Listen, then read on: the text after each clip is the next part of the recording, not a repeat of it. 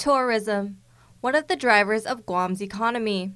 As of 2016, the industry has generated over $250 million in tax revenues, $1.85 billion in tourism economy sales, and has provided more than 20,000 jobs on Guam.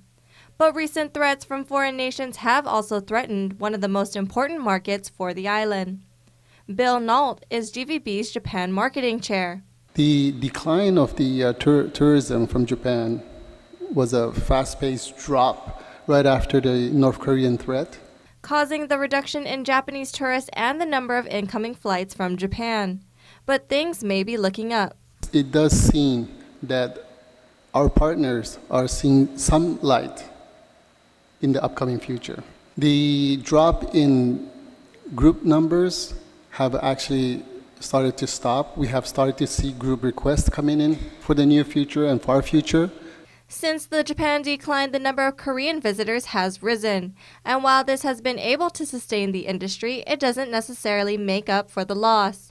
In the first quarter of 2018, statistics show that Japanese tourists spend an average of $480 per person, which is double the spending average of a Korean tourist. And while Guam may be gaining interest once again from Japanese visitors, GVB President and CEO Nate DeKnight says that some issues are going to be addressed. Seat capacity is something we've been really focused on the last couple of years, as it's going to be key to increase the seat capacity to be able to turn the market around. With flight reductions from Japan, GVB is looking into solutions to regain more air seats, one of which and their current focus is charter flight support.